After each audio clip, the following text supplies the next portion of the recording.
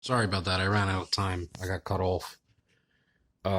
Anyway, she gaslighted me too in the sense that she told me that we would stay in touch and we would stay friends and we would continue to hang out. And when the inevitable divorce came up with the paperwork and all that shit, that we would communicate and work on it together, and that we would do it in a civil manner. She gaslighted me with all that as well. Has not spoken to me since February, which I can't comprehend how after 13 years together and all the shit that we went through together that she can cut me out like that. But at the same time, I'm finding messages between family members and my sister and mutual friends and my sister, um, that are just really bashing me.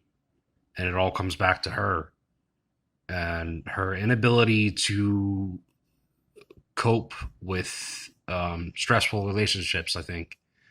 Like I said earlier, she went through a lot of shit growing up. She was abused by a lot of people as a child.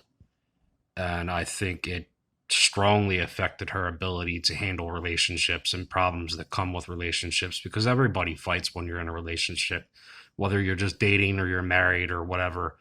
You're supposed to sit down and work through it and discuss it, talk about it, and try to find a solution. And when one person is pointing out the issues and the other person is just shutting down and keeping the issues to themselves, and then the other person brings the issues up and the other person just stares in the fucking space for an hour straight and says nothing in exchange to what their partner is telling them is wrong. But then they can run to their friends and tell them what's wrong with their partner. That's not handling a relationship in the proper manner. That is not addressing your problem, and that is not a functioning relationship, and it is certainly not, in my opinion, a functioning marriage. And for 80% of our relationship, before and during our marriage, that's all it ever was. There might have been 3 or 4 occasions where I was able to get her to open up and hint that she had an issue with some of the things that were going on in my head and accept some of the things that were going on in her head. It took me 7 years of our relationship prior to our marriage to convince her to go to therapy for being molested as a child. 7 years. And when she finally agreed, it was only a small program. It was a 6-month program. And when the 6-month program came to an end, she refused to continue to seek out further help, which was strongly recommended by the people in that 6-month program. That this is just a starter. 6 months is up, the program is over. We, as professionals, strongly recommend that you seek further help. They gave her pamphlets with information on how she could do that. They did everything they could. I did everything I could. I'd already spent 7 years trying to convince her to fucking do it. But I'm abusive. In the last year and a half, I did nothing but encourage her to start singing again, to start drawing again, to start doing the things that she was so passionate about when we first got together, the first 3 to 5 years that we were together, these things that she loved doing so much that she just gave up on. I was trying to push her to do these things again, to encourage her. And every now and then she would get this spark where she would come to me and she would talk about something that she had in her head that she was passionate about, and I would encourage her. But I'm abusive. I emotionally abused her. It's just not. Was I perfect? I'm pointing out a lot of things that were wrong with her. So let me point out some things that were wrong with me, because I wasn't a fucking saint. I'm still not fucking perfect. Nobody ever is. I drank too much. Um, I still drink too much. I had a tendency to be a dick. I had a tendency to babble on too long. when she would stare out into space when I was trying to tell her the things that I was feeling. There should have come a point where I just said fuck it and just I'm sorry, people are blowing up my phone.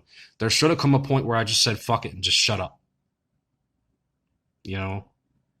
And the more that I babble on and on and on and on, the more angry I got. And yeah, I said some fucked up shit. Did I ever emotionally abuse her though? No. I never called her names. I never told her that I hated her or I hated her, you know, anything that she ever did. I always stressed how happy I was that she had stayed by my side. That we had been through so much fucking shit. And so many other people had walked away from me because of that shit. But she was the one that stayed at my side.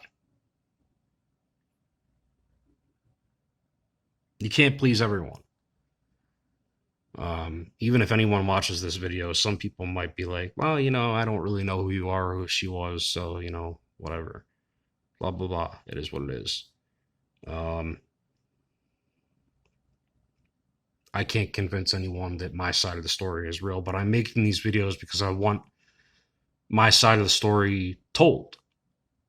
Even if no one watches, even if no one in my family watches, even if none of my friends watch, even if you watch and you don't know who I am, I just want to say what I got to say. Because she won't talk to me. And people that I used to fucking love and that I've known longer, they've known me longer than they've known her, are siding with her. And they don't even know my half of the story because they won't talk to me either. So I just want to fucking say what I got to fucking say. I don't care if anyone sees it. I don't care who anyone that does see it is. I just want to say what I got to say. Take it or leave it. You know? It's not fucking right. There are two halves to every story. And then there's the half that's true. So technically there are three halves. There's your side, there's their side, and then there's what's real. What it boils down to, I'll leave it at this because I got shit I got to do and I can't drag this out too much longer. What it boils down to is marriage is a pathway to stress, anxiety, heartache, financial problems, loss of other relationships with other people, friendships, family members. Marriage is destruction.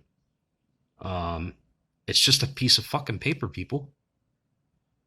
It's just a piece of fucking paper.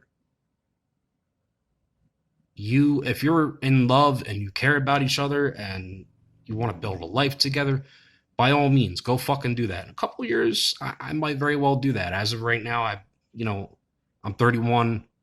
I was with the same woman for 13 years.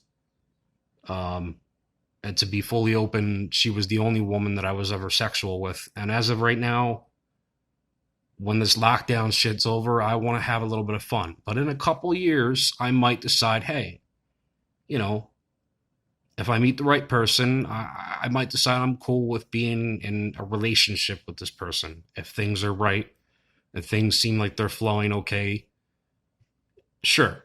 Marriage? No. I'm never going to do it again. Ever. I stated in the last video, I never thought that it was a good idea. I never wanted to get married because I always thought it was just a piece of paper.